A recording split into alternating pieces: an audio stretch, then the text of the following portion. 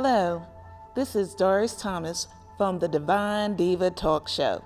We're here today with a wonderful special guest. His name is Mr.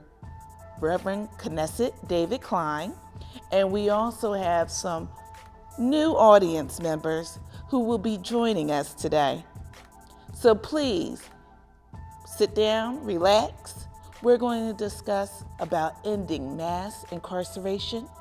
We're going to discuss about the Juvenile Lifers Project. Mr. David Knesset Klein happens to be the founder of the Juvenile Lifers Project, and he's going to share more information, advice, and how to get involved if you want to end mass incarceration. Hello, Mr. Klein. How are you today? How are you, Doris? Good. Tell us more about the Juvenile Lifers Project. How did you become the founder of it, or what made you or inspired you to conceive this wonderful idea?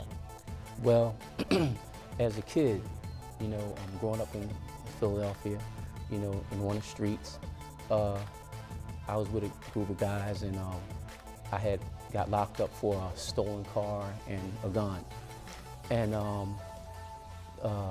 was taken to the Youth Study Center. Had a good school record, So basically, I was sent to George Junior Republic. And what was so good about George Junior Republic is because as a private school, I could have went to Glen Mills. But if I would have went to Glen Mills, I could have come home every week. And the gang that I was hanging with, they were, it was a lot of friction there in South Philly. A lot of things were going on, and I would have been right involved. So you were one of the gangbangers? You call it that. Okay. So being a gangbanger, what does that entail? Tell me, what is the meaning of that? Well, back then we didn't call it gang banging, you know what I'm saying? It was just basically a part of a gang, and basically territorial issues like that, basically drugs and drug sales and things like that, guns and things that you can get into when you didn't have anything else to get into that was positive. That's why I'm so glad that we have one of the guests, Deacon Fred Jenkins, who works with a lot of youth, young, from kids on up to young adults, and he'll be able to tell you about it. But what happens is when you have PAL centers, and the police athletic league? Police athletic league and things like that open, then you can, which I was basically a part of, but you get away from things. Okay. But this is the part I wanted to say. I had a good school record, but I kept going down South Philly where I was raised with the other gangbangers, the other guys, Okay. And so what happened is I got picked up as a Youth Study Center, and I was sent to George Junior Republic, private school out Grove City near Pittsburgh. Right. Great place for me. I did 10th and 11th grade work.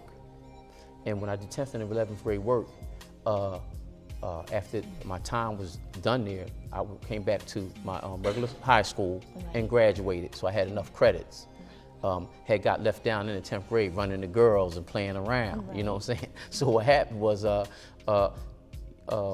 time went so fast, next thing you know, I didn't have enough credits. So I started acting up because really I was embarrassed because I was so popular and embarrassed that I was left down, so I really started acting up, and then we act out, But what happened was in the Youth Study Center, where I was housed here in Philadelphia, I met a lot of guys that wasn't coming home. Okay, I was able to come home and go to school. They had been accessory to a murder, or they might have committed a murder. So what happened is that they're going to spend the rest of their life, from 14, 15, 16, 17, they're going to spend the rest of their life in prison, okay? And so I got involved as I got older, I started boxing. Like I said, I played sports with the PAL League, and I started boxing, and then had a good amateur career. And what happened is Jesus came into my heart and said, even though I was boxing, I was still in little things, and Jesus came to my heart and changed my life. And as God changed my life, it was gifts that he put on the inside of you that you need to go forth with. And one of the gifts that he put on the inside of me was that caring from those that where I had come from. And so I was a part of offender aid. We call that compassion. Compassion. So I was compassionate about those that weren't able to come home, or those that I had left at the Youth Study Center when I was a kid, you know. And so I started getting into prison rights, became a prisoner's rights advocate and constitutional rights advocate, you know. Went to school and then started working with different organizations. And going back to the Youth Study Center where I came from, right, and being able to tell all the counselors that had me were still there, you know, and be able to tell the young guys, you know, hey, you know, make this your last stop, and you do have hope. And we got people out there now, you know, that are for you and that'll help you, you know, ain't gonna molest you, ain't gonna hurt you, ain't gonna, you know, bother, you know, just gonna basically take care of you and work with you. And so because of that compassion, some people get the wrong ideas, you know, but what happened is that the love that you have for these youth, you come from there, so you understand these situations, you know. So the Juvenile Lifers Project came into my heart when I was working at as a prisoner's rights advocate at Institutional Law Project, and we do work with offenders, trying to get them back in court and things like that. So what happened was, as I started going in and out of the prisons with Pennsylvania Prison Society, you know, and groups like that, I started thinking about those that were still there and the unconstitutional, the injustice, you know, that was happening, you know. 14, 15, 16 years old, you know. I have a piece, Doris, that I would like to read. Sure. Is that okay? Sure.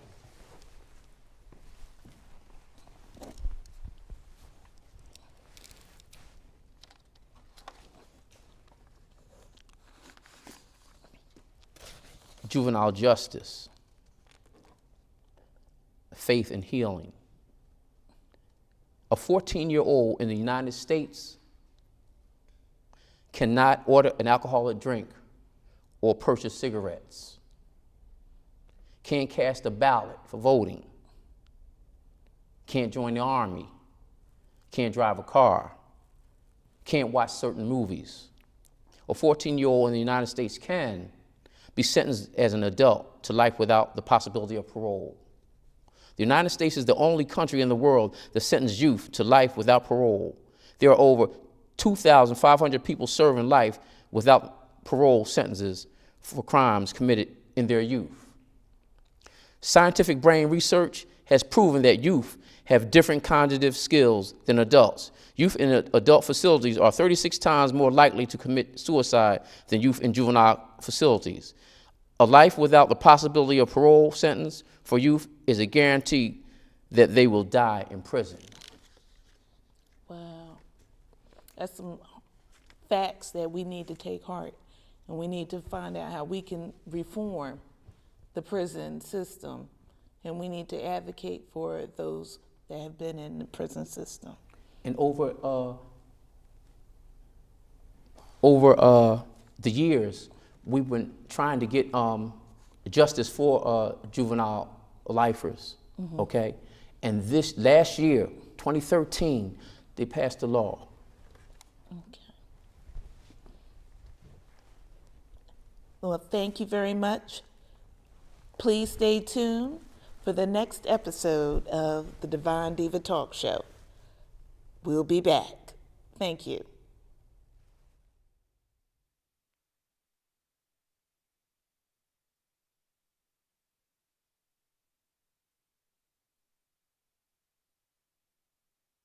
Welcome. We are here at the Divine Diva Talk Show at Philly Cam. I'm Doris Thomas, your hostess today, and my co-host for today is Reverend Knesset David Klein. Please join us again, and I have some wonderful opportunities for everyone to get involved, talk about issues that are informing the community, educating the community, Right. and helping the nation. We're here today. We're going to talk about why are we closing down 23 schools and why are we building prisons. We also want to discuss about why haven't we been employing enough people and why are we warehousing people instead? And where are these ideas coming from? Could you give me some insight on that, Reverend Klein? Well, I'd like you to read that piece you have here on your flyer. Sure.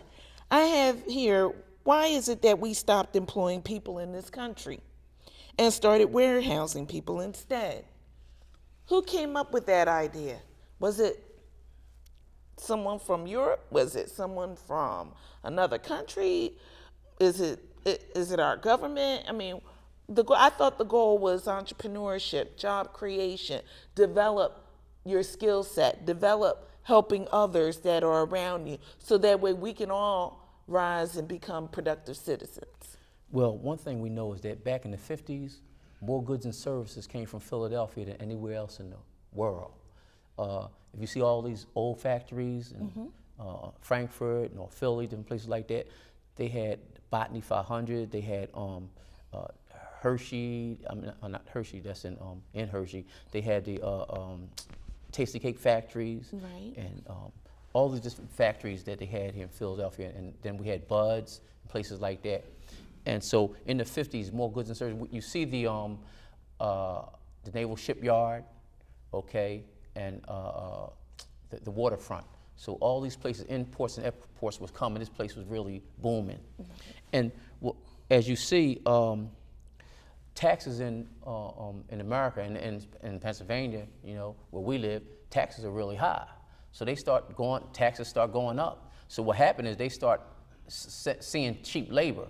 Okay, so the jobs start going overseas. Okay, so it was cheaper. They found loopholes on how to get those that are overseas to do cheap labor and things like that. You know, and also when we talk about the mass incarceration, now if you get in trouble, you get locked up. It's $36,000 a year to keep a person in prison.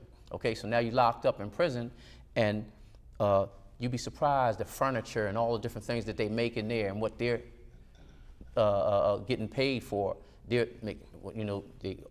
always talk about the license plates, and they make shoes. But I thought that was just someone who went to federal prison. No, it's in county. If you go up State Road, they have a whole furniture store. They got a furniture shop where they make furniture. So they're using the prisoners as slave labor? Well, is that, you said it. Is that what's going on? It's just cheap labor. They work in there. Some places they work, and so that's the take that I have. Okay, when you locked up now they have imports and exports that make it all kind of materials and things like that in the prisons now. Okay, and then again overseas, as you know, some people have got caught from doing having those that are cheap labor, you know. So some people have got fined for that, you know. They got caught, you know, below wages, paying people for below wages. So that's what, you know, that's you know what's been happening. So know? what do and we it's like need a modern to do? day slavery. So what do we need to do to end mass incarceration? How do we get involved in organizations like the Pennsylvania Prison Society? Okay. And what do they have to offer families and communities to, you know, keep them engaged with their loved ones that are behind bars? Okay, well basically you now we have it's computer age. Okay, so now you can go on the computer or ask people in your community and find out different groups that you can work with. They have Decarcerate. They have a group that is against mass incarceration. Okay, they train people, you know, on how to protest and how to come up against. Then they had the Pennsylvania Prison Society, you know, that for social justice groups like that to work with inmates, you know, being restored. You know, they have Human Rights Coalition, another group that I'm a part of, you know, that talks about mass incarceration, ending mass incarceration, things like that. So it's basically, if you want to get involved, they have opportunities for you to get involved. Then the Bible teaches us that if my people that are called by my name will humble themselves and pray and seek my face and turn from their wicked ways, then we hear from heaven, I'll forgive their sins and you'll heal the land. So prayer, you know, for our land to be healed, okay? Because this is not just natural, this is supernatural. Things are happening supernatural, you know? And so it takes prayer and the breaking of the system and breaking strongholds. And I really believe at this time, in this season, just like coming here now and being able to, 750,000 viewers will be able to view this, okay?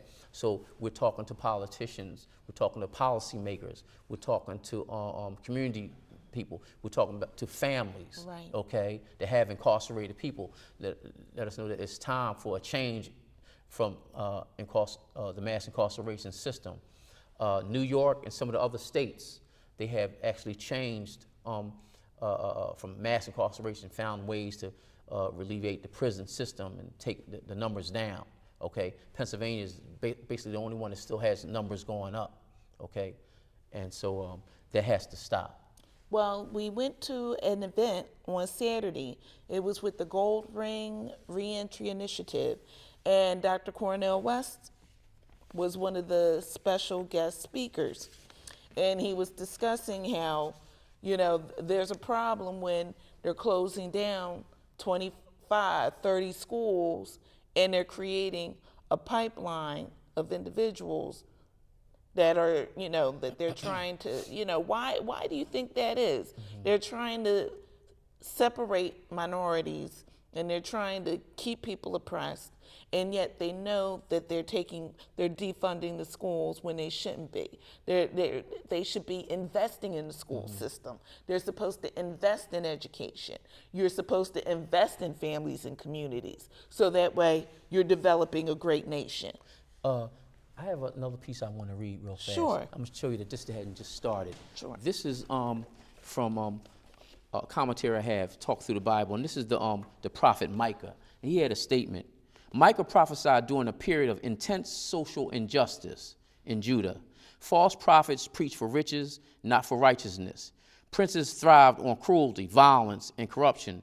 Priests ministered more for greed than for God. Landlords stole from the poor and evicted widows. Judges lusted after bribes. Businessmen used deceitful scales and weights. Sin had infiltrated every segment of society. A word from God was mandatory. Michael enumerates the sins of the nation, sins which will ultimately lead to destruction and captivity. But in the midst of blackness, there's hope. The divine deliverer will appear. Righteousness will prevail. Though justice is now trampled underfoot, it will one day triumph. So it was Micah, this prophet, prophesied in a time of intense social injustice. Okay, and that's what we're dealing with now. We're dealing with a time of intense social injustice. Okay, so we have to identify what we're dealing with. Okay, and then rally the masses. And I want to thank you for working with me and being able to come on your show, because this is the time and this is the season. And then getting people together that that have done work in the community, have worked in this situation, have things to say in the vineyard, you know. And so that's who I work with, you know, people like that, you know. And so we have some of them there today, and we'd like to hear them. We'd like to hear from them as soon as we'll be back within a few minutes. Stay tuned with the Divine Diva Talk Show. Thank you.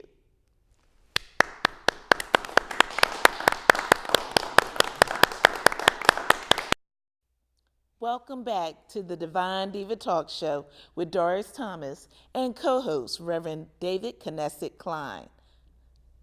Hello, everyone. We're here again, and we're talking about ending mass incarceration and what we can do to help change the nation. Hello again. Hello again. I just wanted to say this real fast about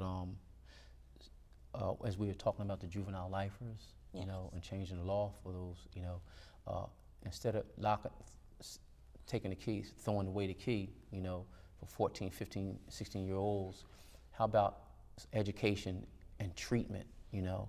And then when they come up for parole or something like that, and if they're not ready, then we can understand them staying and still get more treatment and education. But they should be able to come up for parole.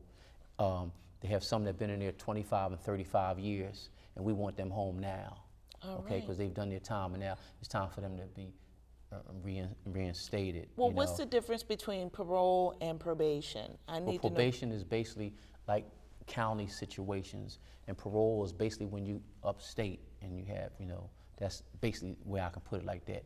For state, is a state system. It's parole when you got time.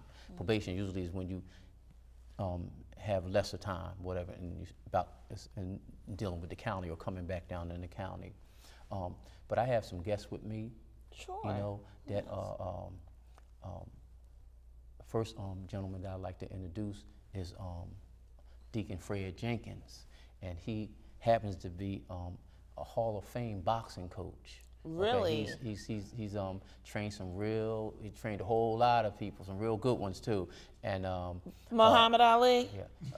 Joe Frazier? Listen, when he got some coming up that's about right there though. Oh, we got some new Muhammad Ali's out there? We do. We got some new Joe Fraziers out there? We do. And so he's been a mentor to me also, and I really, through the years I've known him, he's really been a mentor to me, and that's helped me. And he's helped a whole lot of kids, you know. And he has a lot to say. And every time when I'm somewhere speaking or doing some kind of program like this or anything that I can get him in, because I know he knows about youth and kids, you know, being there himself and then being able to help change lives, you know. So we want to transform lives. That's right. And that's so, Mr. Fred Jenkins. Jenkins, please come on up. Hall of Fame boxing coach. Hall of Fame boxing coach. I want to thank Divine Diva and Pastor Kanessa Kwan for giving me an opportunity to come and speak about some of the things that actually goes on in the community. I would say basically in the world, because I traveled the whole world, and every place I go is just about the same situation. If you pick up a newspaper and you read the newspaper, you'll read about tragedies and all the hostile activities that happen in the different communities throughout the whole country. And it's a time for a change, because the prison system been going on for the last 100 years, and crime is keep getting worse and worse. So that right there tell you that the prison system is not working. So we need to look at another outlet to help our youth to keep them out of trouble. And I do believe everybody say first it starts at home. Yes, it do starts at home, but the home got to be on solid ground. The home got to be faith-based, and the home also have to have income coming in. You know, we got a lot of things coming on with the new Obamacare, and I had a kid that's 27 years old. He called for the new Obamacare, and they told him he had to pay $198 for medical insurance a month. And here's a guy, he been looking for a job for 2 years. So how many other guys is out there like that that's looking for a job, and you got to make a phone call, or they're going to charge you on your income tax if you do get a job. If you don't make that call, how could this 27-year-old get health care if nobody's going to step in and try to help them? That's the main issue. The main issue is about the health care of America, and I think it should be free like most all other countries. I mean, they third world countries and their health care is free, and this is a business country that constantly turn money over and over. You know, my suggestion, you know, people say sometimes they say I'm crazy. I say print more money and make sure the people have enough money. I say we in charge. I mean, it's a simple thing. You know what I mean? We in charge, print more money and make sure all America have enough money to live off. And that'll make things better. But getting back to our local communities, you know, you ever see a politician or a city person running for city office, I mean, I run through a lot of them, come running for office, how they come into the community and they tell you all these stories, how great they're going to be, how they can help you. And after they get in office, you can't get a phone call to them. That's right. I mean, there's so many people in City Hall. It's like that when they running for office, they making all kinds of promises and never fulfilling the promises. We don't need that. We need a person that's going to lead by example. Right. You're going to do the right thing that would help our kids do the right thing. But you got to lead by example. That comes from our government to our police force, to our politicians, to our school teachers, to our churches. We got to lead by example in order to make a change. And like you said, prayer and praising the Lord changes everything. With enough people praying and enough prayers going out, I believe God will reach down and praise and help release this spiritual warfare that's going on within our communities and with our children. I want to thank you. Thank you again for letting me go. Do we have another? Yeah. You're going to have to bring him up. Okay. We have 5 minutes left or 2? We have 2 minutes left. We have another guest with us, Minister Anthony Bay, who I met some time ago, and I had the privilege of performing him and his wife's wedding. Anthony Bay, now let's introduce yourself. Welcome, Mr. Anthony Bay. Well, I'm going to always give praise and glory to God. Yes. But I want to commend the Reverend Kennessa Klein, because even I'm far from being a youth. But about 25 years ago, I met Mr. Klein during my incarceration. And as I was the coordinator of the church in the prison and coordinator on the block, Mr. Klein came and showed, he was somebody that took the time out and came up there and, showed that he cared. He gave us information, he sat down and broke bread with us, and I'm saying that to say that we need more people like him, to help change our society and the environments in which we live in, because the society and the environment itself, they're not gonna change it. It starts with people like him, it starts in our homes, it starts with us staying committed to that transformed life, which I myself You have 30 seconds. had discovered in the Lord. So for me, it's an honor to be here, and I just feel as though that it's time for us to start applying ourselves to some solutions, because we do have a lot of problems here. And we have some solutions And that we can apply also in the community. So thank you very much for joining us today at the Divine Diva Talk Show. Stay tuned and have a wonderful day.